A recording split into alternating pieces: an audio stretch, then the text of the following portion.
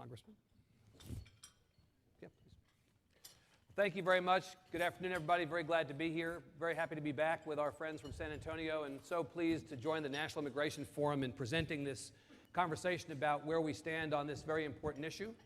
I am indeed Evan Smith of the Texas Tribune, and I'm extremely happy to introduce our panelists. We're going to have a conversation of about 40 minutes or so.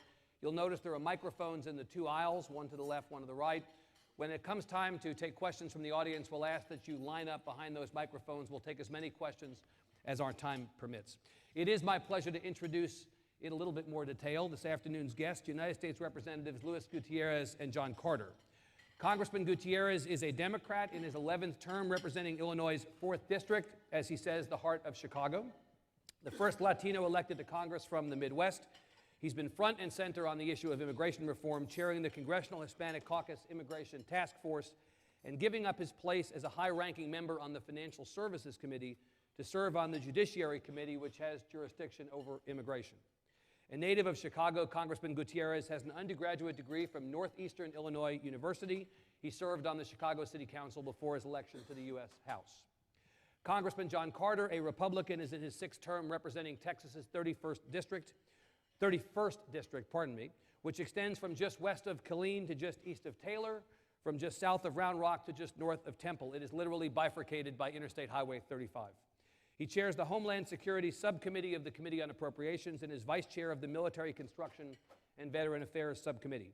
Previously, he served for more than 20 years as a district court judge in Williamson County, the first Republican ever elected county-wide in Williamson County.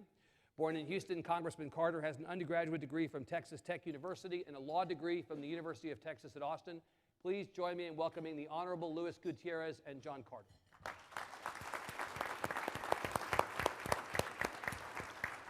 Gentlemen, very nice to have you here. Congressman, welcome to Texas. Good to see you back home, Congressman. Let me ask each of you, to Eddie's point about the Senate's action so far on immigration reform. We've yet to hear from the House. Hopefully you'll preview for us what the House is going to put forward. I want you to tell us about the Senate bill, how you feel about it. Good bill or a bad bill? What do you like about it? What don't you like about it? Congressman Gutierrez, you're our guest. Oh. Let me ask you to go first. Well, thank you so much. First of all, let me thank you and Texas Tribune for moderating this wonderful program here this afternoon.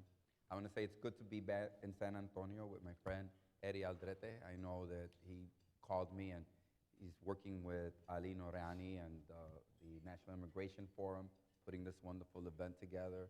And I want to say to Mr. Nixon over at IBC, thank you for all of the wonderful work that you're doing, and to all of the other wonderful people.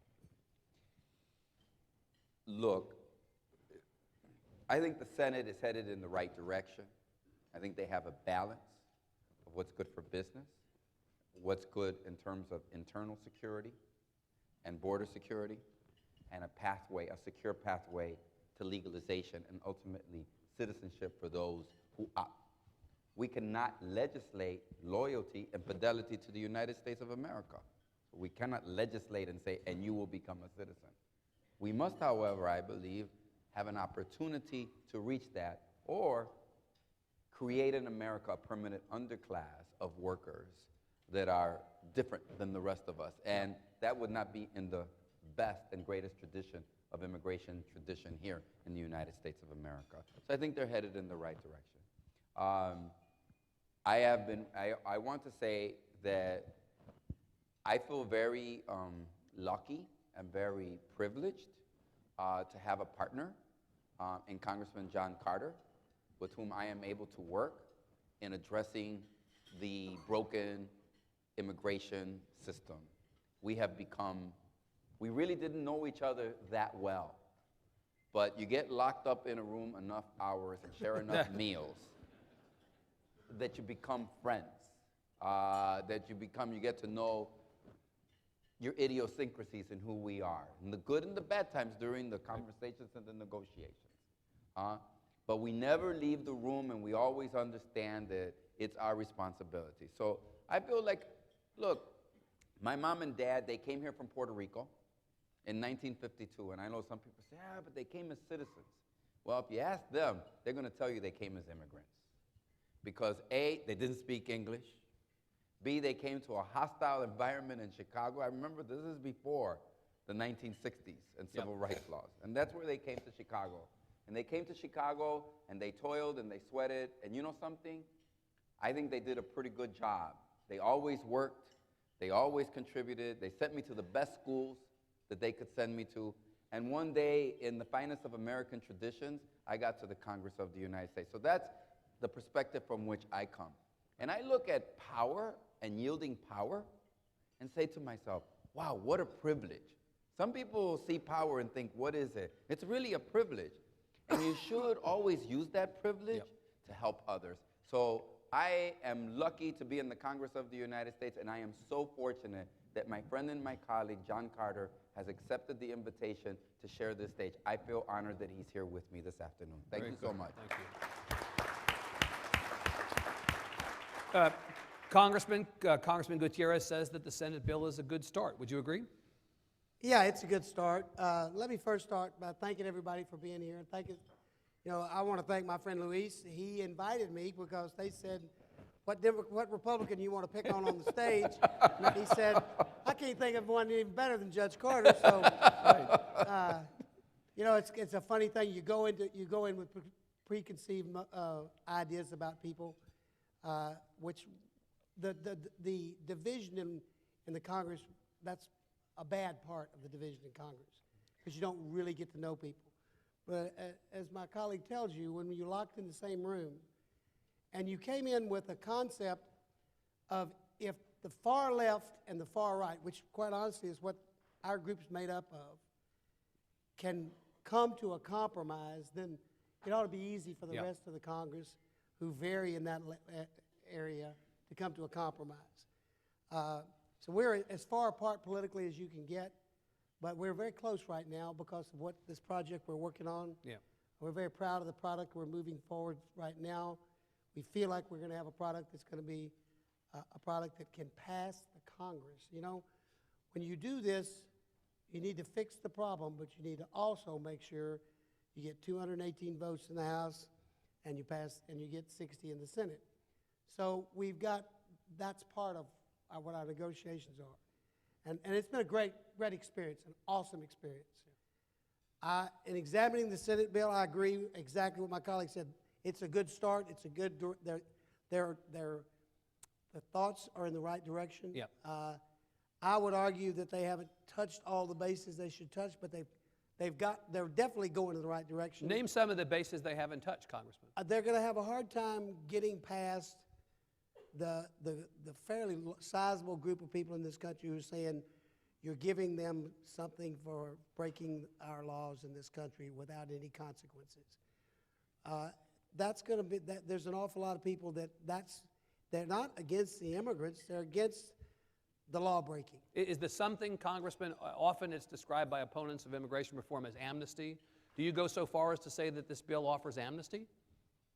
I'm sure they would argue it doesn't, but yeah, I think in the definition that's out there in the general public, that awarding citizenship without really any consequences is amnesty. Right. Now, there's various views of that, and others disagree.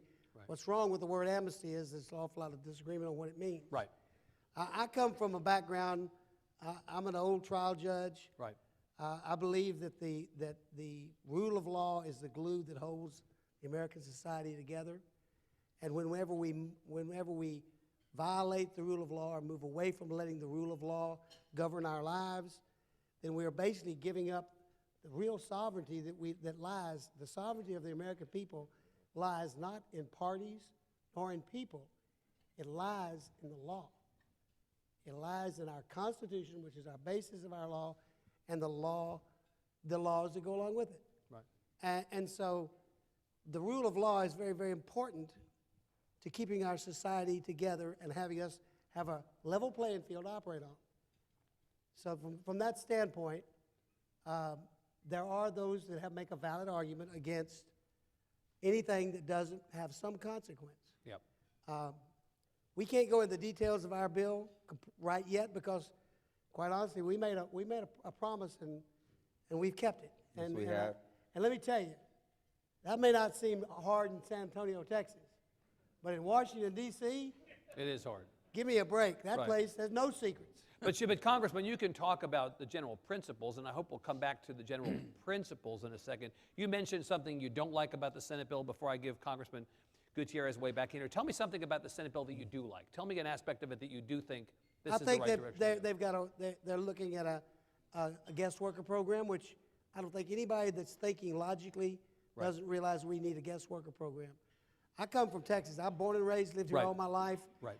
I know the economy of our state. I know the great things that have happened with NAFTA and all our relationship with our neighbors to the south. And you know, I'm all for a guest worker program, a very large, expanded guest worker program, because I believe, honestly and truly, we have an awful lot of jobs that we need filled. Right. Congressman, would you characterize what the Senate is proposing as amnesty, as some have? And I think, as Congressman Carter says correctly, definitions differ between people, right? Well, first of all, I think you got to get right with the law. And that's what the Senate version allows you. It allows people to come out of the shadows, register with the government. What does that mean? That means putting your fingerprints before a federal agency and going through a background check. Yeah. And if you pass that background check and you're good, right, then you get a work permit. But then you've got to go pay a fine, and then you've got to go take English classes, and then you got to go make sure you're right with the IRS, and you have a period of time to do those things. So I think there are consequences to the action. The difference is that there is a direct correlation between what you did and the violation of the law and the consequences and the penalty you pay. Up to now, it's been 1.6 million people deported during the last 4 years. Right. Today, this government will deport 1,200 people. There will be 200 to 300 American citizen children without a mom or a dad. Those shouldn't be the consequences of the action of someone coming to this country doing nothing different than what my mom and dad did 50 years ago, coming here because there was no hope for them where they were at and looking for a better opportunity. And I think we should distinguish between foreigners, that is, those that aren't from this country that come here, and immigrants. Immigrants come to work hard, sweat, and toil, and they contribute. Not all foreigners are immigrants. And so I think we're going to focus on those that have made a contribution, continue to make a contribution. Yeah. I would like to say that I will share a secret from our conversations with Okay. Let me Congressman sit up Carter. and listen to this. Go ahead. And that is that I remember one time sitting there as we were talking, and we were talking about the guest worker program. And I remember how my heart just was soared for a moment. Yep. Because here was the conservative Republican from Texas talking about we will never have another bracero program. That is something that we cannot tolerate in modern American history. And I thought to myself, wow, this is a man who has values. Someone you can work with. Somebody that I can work with, because Right. that's usually something that I would expect me or someone other to say. And Right. so sometimes you walk into a room with conceived notions, right? And I said, well, can he really be? And he is. Yeah. And so I just wanted to say that, Yeah. and I think that's important as we continue to develop. We cannot have, we're going to have a guest worker program, but we're not going to have another bracero program that Right. comes and exploits and strips people of their basic human dignity and their rights again in America. That's not the immigration policy of the that future. you want. That's right. Congressman, your colleague here pushes back a little bit on the idea that this is amnesty, says there are consequences. They may not be the consequence everybody wants, but it is not completely without consequences that somebody might ultimately be able to remain in this country. What consequences would you prefer to see, if not the ones that Congressman Gutierrez is discussing? Stay tuned. Stay tuned. That's part of the big secret, huh? Yeah, we start off with a different concept, and I just, Luis proposed this when the day I walked in the room 3.5 years ago and said, look, I come here for two purposes. I want the rule of law to prevail in the United States, but I understand we're talking about human beings, and we've got to have compassion for the human beings we're dealing with. Right, compassion. And so we have to do compassionate work. Right. We can't split up families. We have to think logically. We have to take the heat when somebody doesn't like something because we're doing something that's right for human beings. Right. But in turn, I also believe that that there are consequences that the American people are not the hardcore people who say, wait a minute, they broke a series of laws, and there's no consequence there. Nobody's saying you did wrong. Yeah. And I'm not going to go into it, but I came up with the concept. I think it works. I think my colleagues agrees it works. It's not as easy as the Senate side, but it's not as bad as everybody might think it is. And it's not without compassion. But it has compassion. Right. It allows people to be human beings, to Right. live a normal life, to have a job, to take care of their family, to pay their taxes, Right. to obey the law, and go about their lives. And I think enforcing the law is also about justice, right? And what are the consequences of the actions? And so we're looking to fix our broken immigration system, and that there be justice, that there be a fairness. Look, if I don't put enough money in the meter, you know, they put a ticket on my car. They don't take my car away from me. You know, if I'm late on my house payment, they don't come and take my house away. They give me a penalty. If I'm late on my credit card, there's penalties. There should be a penalty. But the penalties that we're talking about, and let me just read it, 1,200 people today, and it's going to happen every day until we fix this broken immigration system. And lastly, I'd like to say, there are going to be things that I accept as part of our bipartisanship that I wouldn't have come up with, that I wouldn't have suggested. But that I have to understand that this is not a, you know, just because on November 6th, I think the American people voted for comprehensive immigration reform and reelected Barack Obama on the basis of comprehensive immigration reform. Now, I believe that. Now, I don't want to get partisan, but I believe that. But that doesn't mean that John Carter said, oh, you won, here's a pad of paper, Luis, and a pen, why don't you write it? Right.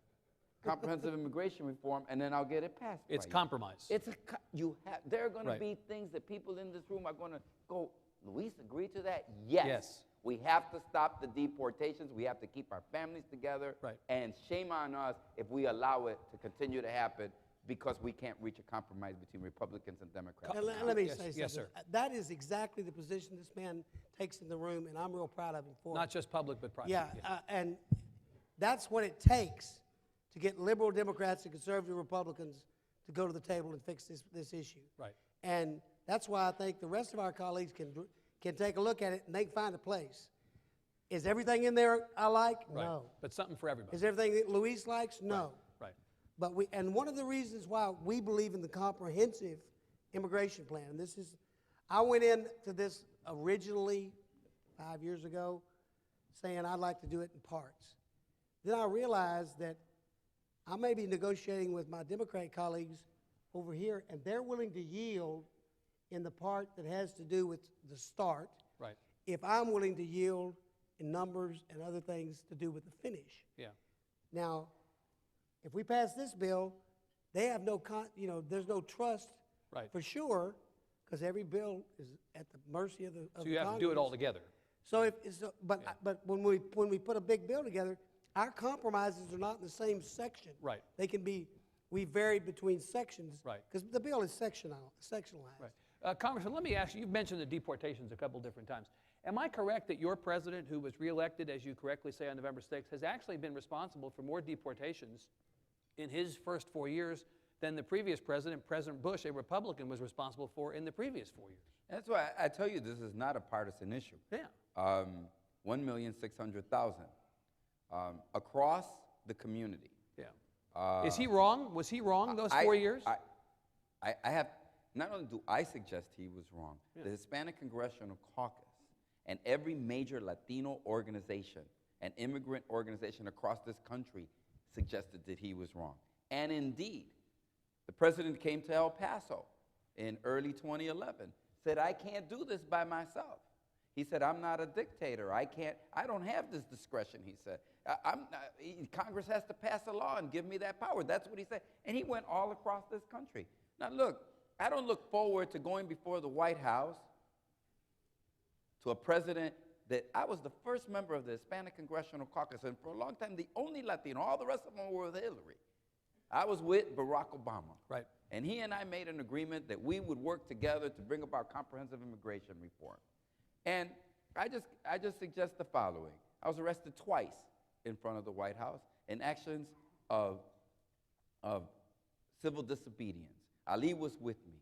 I was really proud that he was with me, and I was confident in taking the action because Ali Noorani and others were with me doing that. Listen, I can tell you one thing. I love this president. No one worked harder than me to re-elect this president of the United States. But I got to tell you, we kept going, and I remember at the White House, next thing I noticed, there's Eva Longoria from Desperate Housewives and a group of actors out there saying, oh, the president can't do anything. And we said, yes, he can. I remember going to National Council La Raza, and he said, oh, I can't do it. And I remember the students and the people, not exactly a rebellious crowd at National Council La Raza, right? Radicals, you know? But they were all chanting back to the president, yes, you can. And finally, in June of 2012, right, he signed an executive order saying he will stop the deportation of all immigrant youth. And that was called DACA. And today there are 500,000 plus immigrant youth who a year ago were undocumented and subject to deportation, who today are free of deportation. And now it's up to John Carter and me to finish the work so that their moms and dads aren't subject to that same deportation. Excellent. Congressman, I know that you have been a big advocate for the border security portion of immigration reform. You're strong on border security. I mean, what Congressman says is true. President's deported more folks in the last 4 years than his predecessor did. Net migrations from Mexico is, far down. I mean, you could be forgiven from looking at those two sets of stats and saying, problem solved. There's not really a border security issue. We're sending people back in record numbers. We're not really seeing a lot of people crossing. What border security work would you still like to see done in view of those statistics? Well, the only way we're actually going to defend our borders is we're going to have to set up, and I'm supporting E-Verify. Yeah. Our work will support E-Verify, fully implementing E-Verify, so that we will be basically running E-Verify on anybody that applies for a job. Mm-hmm. And the whole purpose behind that is to make sure that the employer knows that he has done everything legally within his power to make sure he's done proper hiring. You satisfied that the database is adequately clean? So It that has to be made clean. Because you remember, Congressman, in Texas, in the legislative session of 2011, there was controversy over E-Verify on that very point, And that it was not E-Verify, adequately clean. yes. It's not fixed. Yeah, It started. right, We've got to make it right, but it has to be right. right. If one of these people out here hires somebody, they should have no risk. Our government should be operate in such an efficient manner. There's no risk to the employer if he follows the rules. Right. And the employee, if he's got the legal right to work in this country, there should be no risk to him to apply for a job anywhere he wants to apply for a job. Right. Okay, so E-Verify is another component. And that's as big a part of border security on economic crossings yes, sir. as there is. None of this we're doing is doing anything but deal with economic crossings. So no more boots on the ground. It's not a boots We're on the going to ground. have boots on the ground because Yeah. we got people bringing major illegal product into this country. Yes. We have people that are slaughtering folks on the other side of the border. We can't afford not to defend our borders from the unlawful behavior. Right. But on the economic crossings, our economy has slowed it down. That's part of what slowed it down right now. Yeah. The effort that's been done by DHS has helped. But I grew up here. Yeah. I've watched cattle water in the Rio Grande, hunting deer. We got a river. They don't have a river in the rest of this border. Yeah. And it's miserable. They got some barbed wire fences that wouldn't hold anybody. So there will be additional boots on the ground as part of anything that passes. We still have to protect our border. Comments, what do you think about that? Let me just say, look, we are going to have we're going to have border security and we're going to have internal security. What is E-Verify? It says that if you're an American, or you're in America, and you got an American business, you're in the United States of America, the federal government's going to certify that that worker is eligible to work in the United States of America. I've always been, if people would only understand that I am a major sponsor of comprehensive immigration reform and immigrant rights for over 2 decades. But here's what I believe. I believe that we need a system that guarantees that Americans, those of us born here in the United States of America, get the first crack and guarantee at any job created in America. There's nothing wrong with saying that. That should be a fundamental, basic rule of law. Having said that, there are plenty of other jobs. And we need a vibrant immigration system to keep our economy strong. We need to continue to bring workers into America. We go without filling tens of thousands of high-tech jobs every year. If you were to go, and I invite anybody, Yeah. right? Look at the salad that you just ate here at lunch today. Who do you think picked that lettuce and those tomatoes? If you drink a glass of Chardonnay, who do you think picked those grapes? Who do you think picked that strawberry? Who do you think cans the food that you eat? You all know who does it. You all get to a bedroom in a nice hotel and you see Maria leaving the room. You don't give two hoots whether or not she has papers. All you would consider is if that room is nice and clean and ready for you to go to sleep at. You know who's going to pick up the dishes and who's going to wash them. You know who does a series of jobs. And you can go and see who picks in Salinas, California, or in the citrus groves, or go to the apple in Oregon and Washington states. And it is immigrants doing the dirty, backbreaking work in our agricultural system. And let me just say, economy, a lot of talk has been the uncertainty of federal regulation doesn't allow business to prosper and grow, and they don't know what decisions to make. Well, think of 11 million people and the uncertainty when they have a system that has just deported 1.6 million people. Let me tell you, you live in certainty of fear when 1.6 million people are deported. 11 million people, you register them with the law. They begin to pay taxes. They get a Social Security card. They get a driver's license. You know what the next thing they do? They open a bank account. And after they open a bank account, they buy that house. They buy that car. And when they buy that house and they buy that car, they become an economic engine that gives jobs and allows all of us to prosper. Let's not put them on the sidelines. On the sidelines, they're not doing that much good to all of us in America. Right. Let's bring them in and make them part of who we are. Congressman Gutierrez makes a very strong argument for immigration reform on the basis of the economy. Former U.S. Ambassador to Mexico, Tony Garza, Republican, longtime Texas state official, somebody I suspect you know, has made a similar version of this argument in favor of immigration reform, that it is really an economic argument at bottom. You agree with that? It is an economic argument. Yeah. That's the reality of the whole thing. Right. It's very emotional to some, but the reality is it's an economic argument. Our economy depends upon a workforce. Yep. We have the change in demographics in this country is something we have to be concerned about. Yep.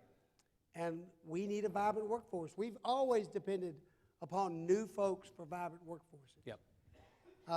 It's just that we've had an overwhelming resaturation of people coming across without papers, without following the rules. Yep. Mainly because the rules are too damn hard to follow, okay? If there's anything wrong with this system, is as we look at the legal immigration, Yep. it's broken, folks. Yep. It's broken.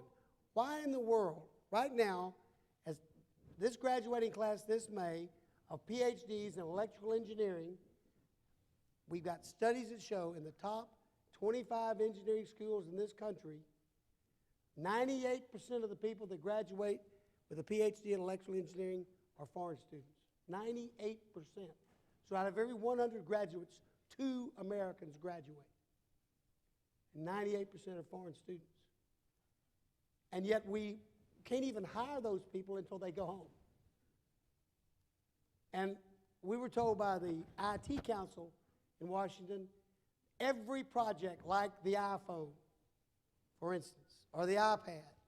I'm not promoting Apple, just any product. Yes. Okay? They want a PhD in electrical engineering in charge of that project. And they told us, if they're not here, we're going where they are. Yep.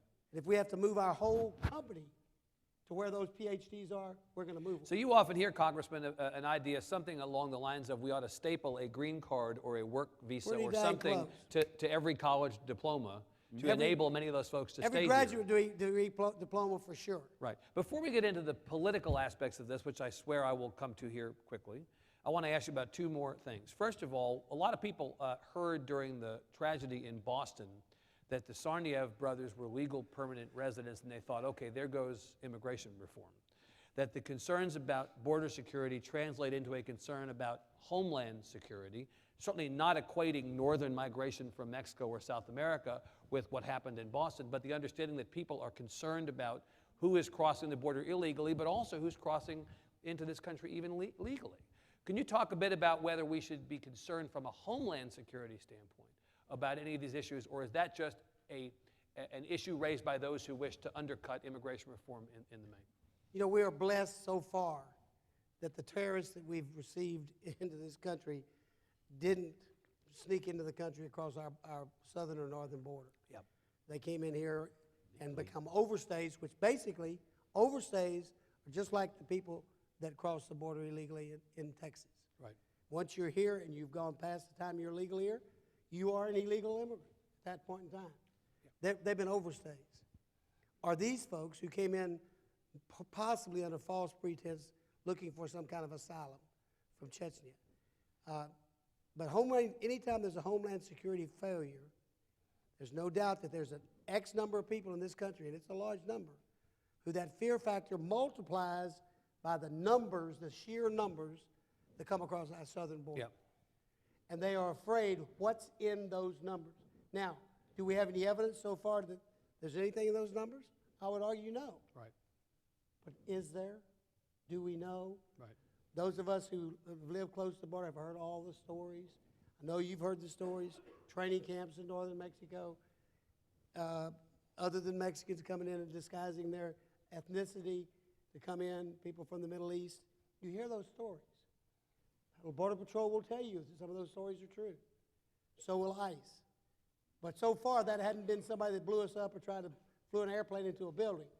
Praise God for that. And not enough, Congressman, to derail the efforts that you're... I think, Yeah. look, when the attack occurred against our innocent citizens in Boston, Congressman Carter went back to his Homeland Security Appropriations Committee to get to work to make sure that didn't happen again. Yep. I went back to the Select Committee on Intelligence to hear from the FBI and others about how we weren't going to allow it. We went back to fix the problem, not to scapegoat a group of people for the problem.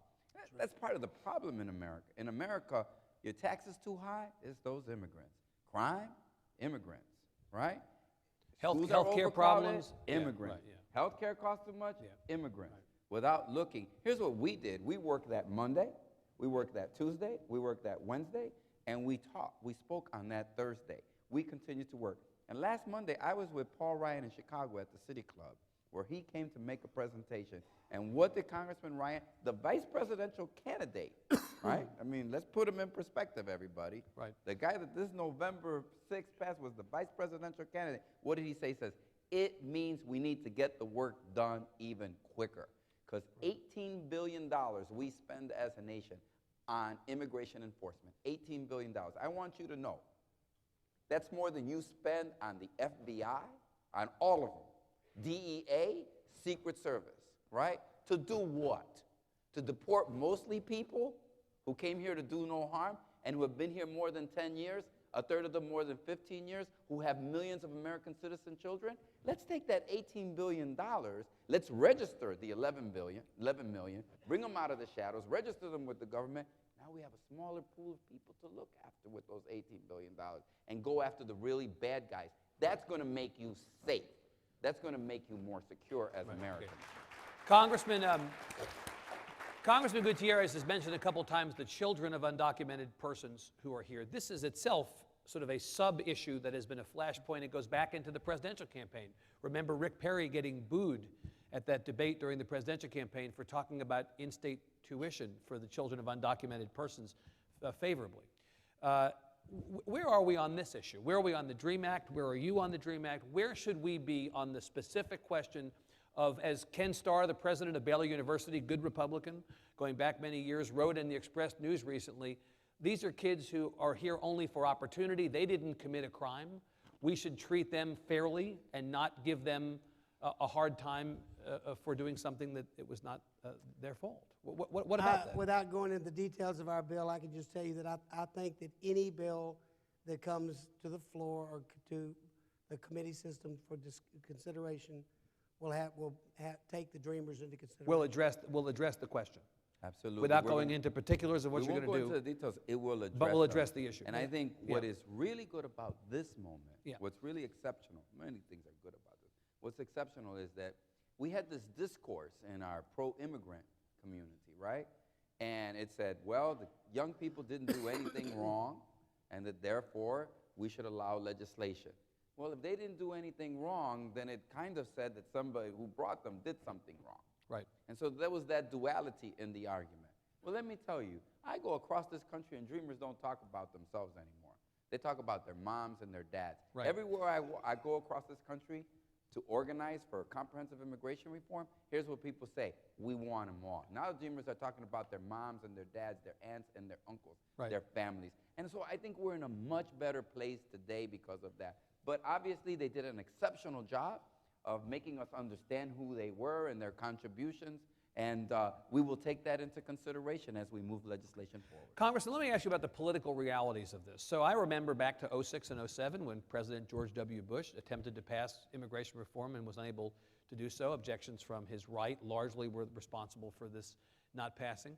It is easy to be cynical and say that Romney and Ryan getting 27% of the Latino vote in November is the spur that has caused immigration reform to go back to the head of the line, and that without the outcome of the 2012 election, we would not be having this conversation. Would you disabuse me of that idea? It's part of it, absolutely. I'd be a hypocrite to say it wasn't part of it. Yeah. It's not part of my decision on this, No. but it's part of some people's decision on this. Yeah. The other question that's going to be asked, if you don't ask it, is, okay, so what are you doing? You're importing 11 million Democrat voters? Well, I don't agree with that. Well, we know in Texas, not every Latino voter is a Democrat. I think that the Latino community, my neighbors that I know, they believe in the Protestant work ethic, if you will. They believe in entrepreneurship. They believe in small business. There are more small businesses created in our state last year by Hispanics than by any other single group in the entire country. Yeah. Okay. What I get astonished is So that free enterprise will bring our share to the Republican Party. Right. I have to tell you, I'm particularly proud of the Latino voter and the immigrant voter in this last election, because you take a community of people who are citizens of the United States. Right.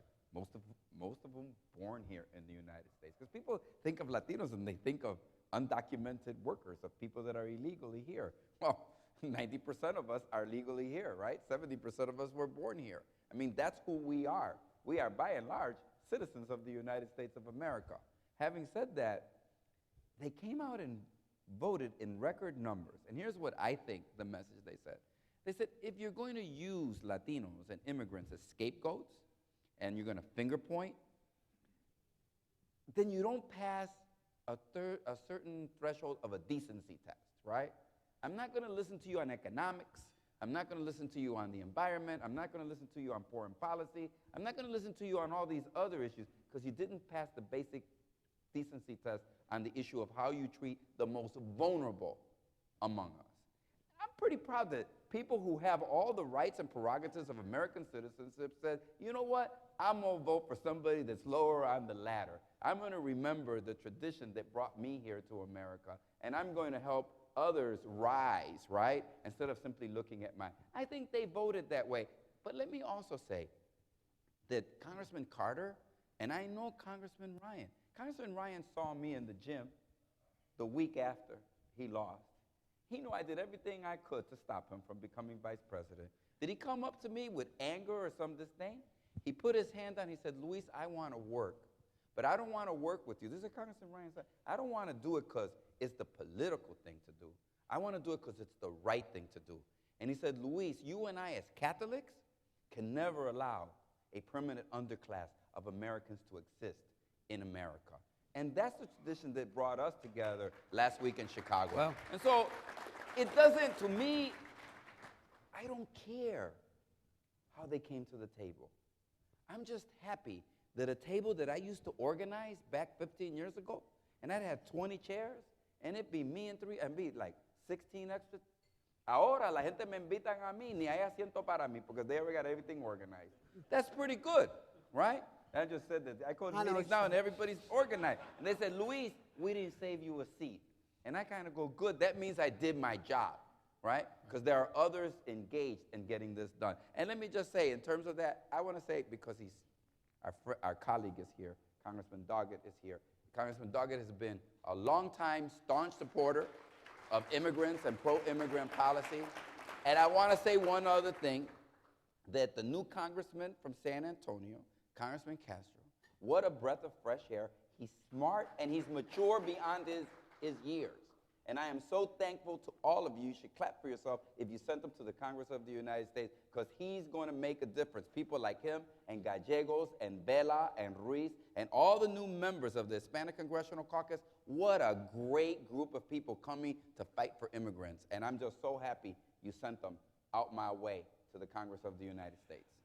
Okay, let's now turn this over to the audience to have questions. We could go on longer. We're just going to let you all, if you would, microphones on either side. And Eddie, somebody, you or Ashley, will keep an eye on the time so that we don't go over, because we want to let these guys get on to their next, and their next, and their next. I would be very happy to have you join us in the conversation. I'm going to respect this woman first, and then I'm going to come over there. We'll try to go back and forth. Ma'am. Thank you. My name is Esther Reyes. I live and work in Austin, Texas. And before I ask my question, just in honor and in remembrance, I always like to put the human face to whatever issue we're talking about. Last week I was here in San Antonio at the USCIS office. A mother of 2 U.S. citizen children, a 2-month-old and a 4-year-old, was forced to leave the country the following day. We did everything we could. Now her 2 U.S. citizen children are in Mexico with her right now because she refused to leave them here.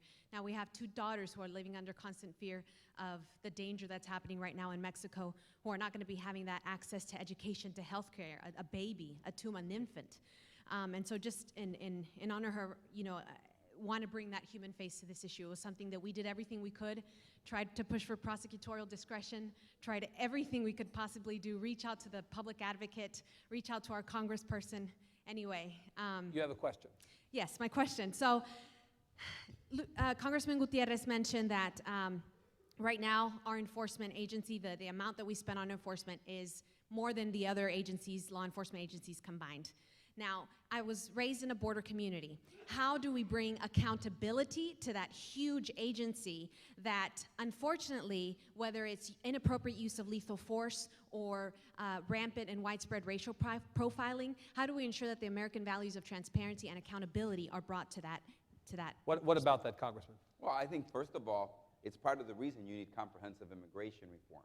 Look, the first protection against racial profiling and against discrimination and bigotry is what? Is having an identification that says you are legally admitted to the United States of America and that you're here.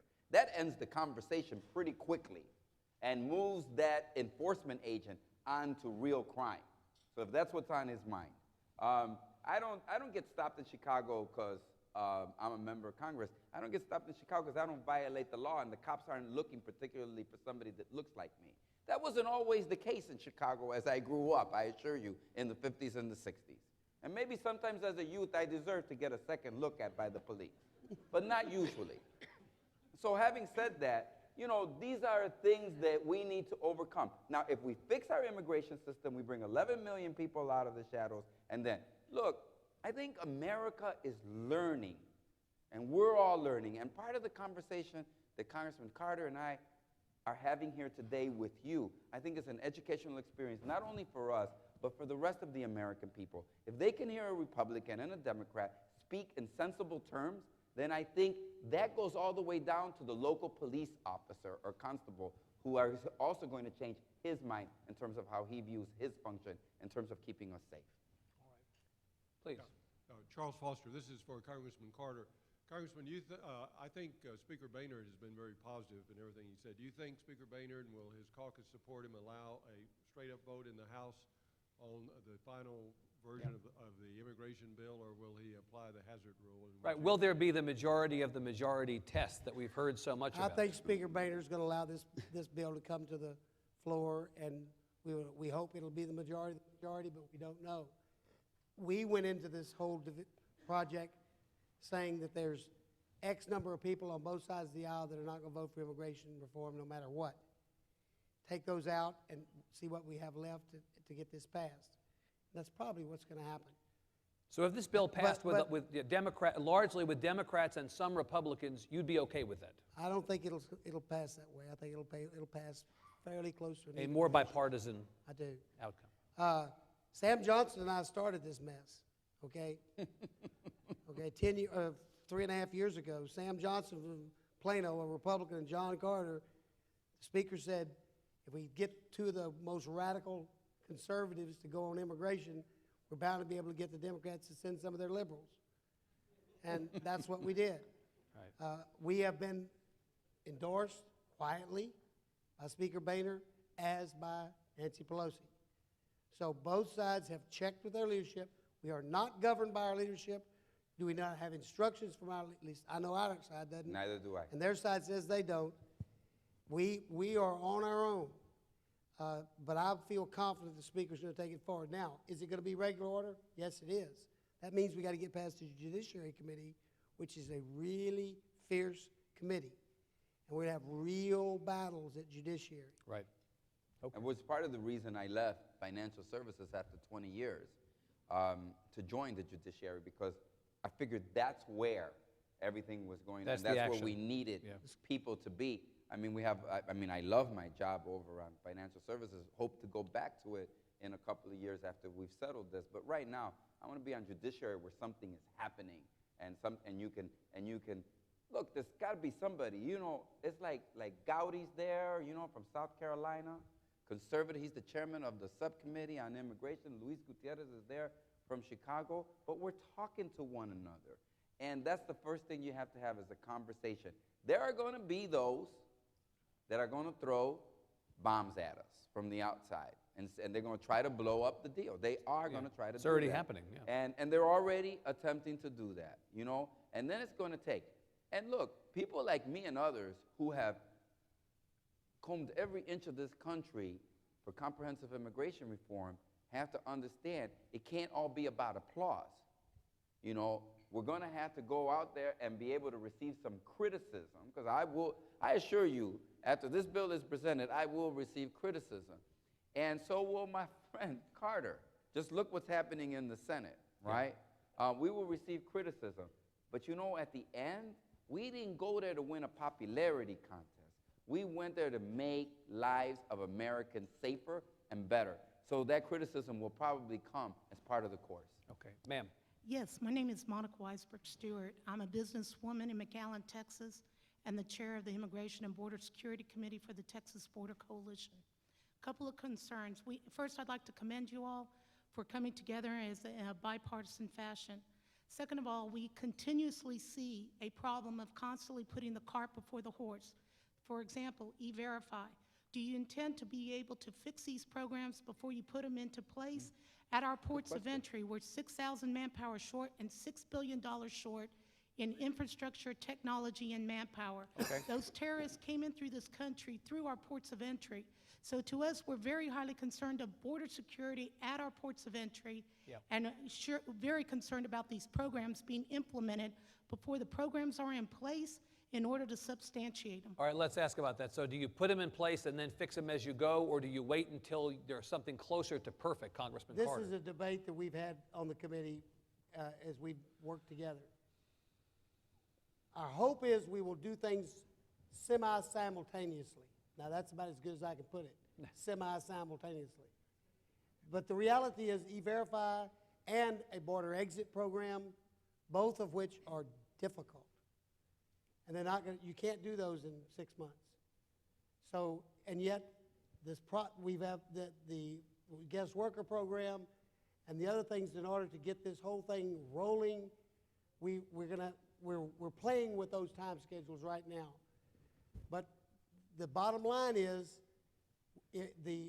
those polls they'll tell you about, it is about the economy, it is about families, it is about a lot of things, but it's also about the fear factor of the American people on the unsafe borders. And the young lady asked the question about, the border. Luis was talking about the Border Patrol and how much money we spend on it. Or when the Border Patrol sees somebody coming out of the river, they don't know absolutely for sure whether that's an economic guy looking for a job or that what's in his backpack is 25 pounds of marijuana and the spotters on the other side of the river ready to shoot the first Border Patrolman that gets in his way. They have a tough job. Absolutely. So let's be fair to law enforcement. and say they're profiling, they're basically trying to turn back anybody that comes across that border. And hopefully, they're trying, it's just as much about law enforcement as about immigration. 60 million Americans apply for a new job every year, 60 million. So that's 60 million verifications. And you got to verify everybody, Right. down to the sole employer. So I think the way you do it is you start, number one, with government that has an infrastructure already in place. And you start with big companies, you know? I mean, you got General Motors and those companies that are already big because they have HR departments that can handle these things. And then it's not going to happen in 1 year. You're not going to verify everybody Can't in be 1 overnight, year. yeah. No You're going to do way. 1 year, you're going to do certain sectors of our economy. The second year, next section. And then you're going to go down to the guy that has 10 employees to the guy that's a sole proprietor. So it'll take 4, 5, 6 years before you fully implement a verification system. But you start little by little because you're right, you have to check. Because, I mean, if it's you and you're going for that job and you really want that job and you're qualified for that job and the government gives you a false positive, you know, a negative and says no, and you don't get that job, there's got to be consequences. We need a system that's going to work, too. Right. I am being told, I'm afraid, questioners by our hosts. One last question, I'm sorry, before we let these guys go. Gentlemen. Yeah, my name's Brad Bailey, and I first want to commend both Mr. of you Bailey. for taking on this issue. Judge Carter, I know how difficult it is being a Republican my whole life. You know, taking on this issue is not easy. Congressman Gutierrez, you're fearless, and your leadership is so needed in this issue, and I think you're really one of the important parts that keeps this together. But as someone that's talked about this issue with many Republican clubs and conservatives across the state, I can tell you the biggest fear that everyone hears is that this is a policy issue, but so many people in the grassroots fear it's a political issue. And they fear that it's going to get so far along that at the end the president is going to veto it or not take it on and make Republicans look bad, because as long as this albatross is over the Republicans' neck, Right. we're going to continue to drown ourselves. Are- How do you keep the labor unions, you know, the guest worker bill, the way it came out in the Senate, Right. with 15,000 guest workers from the construction industry? We need 15,000 in San Antonio right now. Right. You know, how do we take on those issues and take the extremist groups on each side, the labor unions and the anti-immigration crazies, and say, let's do what's right for America? And I think that you're going to be a big part And of it. how do you assure that the president's motives are pure? To Mr. Bailey's point, not the first person to raise the question that the president benefits politically if this goes down and he pins it on Republicans. Look, I think everybody knows that whether it's a Democrat or a Republican, I will raise my voice if I think people are playing partisan political politics with the future of millions of undocumented workers here in this country who I believe deserve a chance. Yep. And I'm not going to let anybody get in the way of that. All I can tell you is that I'm not going to do it. I don't believe my colleagues that are working with Congressman Carter are going to do that. I know I walk in the room and I got a good reputation as fair person and a trustworthy person. I bet you Congressman Carter will say that about, and I want to keep that. His opinion of me is something of value to me, and I'm going to make sure I keep that opinion of him high, and the opinion of the rest of the American people high in terms of what we do. Look, the president has to be out there using the bully pulpit to continue to raise the issue of immigration reform. That's his job, right? But he also has to understand that his moment to be the sole leader on immigration has passed. That now it's a moment for he and Carter and I and Democrats and Republicans in the Senate and the House working together to get this issue done. And I think that there are those of us that are going to continue to tell the president exactly that. We love him. We reelected him. I'm happy he's there, and I look forward to working with him to get it done. But I'm also going to be respectful of the time of my colleagues and the courage that they show in coming to the table to fix our broken immigration system. Mr. Carter, last I'm word. glad that we got that question, because I know that when we were talking about the outside groups that are opposed to this bill, a lot of people were thinking about the conservative groups. But let me tell you, the labor unions are very much opposed to immigration reform. They are vocally opposed to it. They are working within number crunching, but they're just as much out there as Heritage Action and some of the other people. So that was a good point you made. Yes, that fear is out there. Among Republican circles, their fear is the president's setting you up, and you're going to stick your neck out, and when it's all over with, they're going to beat you and every other every Republican because they're going to blame you for killing immigration reform. Here's something we can And all here's leave. what I say. I'm kind of like Davy Crockett. They can go to hell, I'm going to Texas. Well, let me say to my friends, continue applauding and clapping. Why don't, there's these wonderful people that have set this table, cooked this food for us, and set this meal, Yeah. and they're going to pick it up. Let's give them a round of applause Okay, very for the good. wonderful meal that they put before us. And let's give Congressman Gutierrez and Congressman Carter applause, not just for the substance, but for their civility in talking about this very important topic. Thank you very much. Eddie, all you guys, thank you very much for having us. Thank you, Congressman.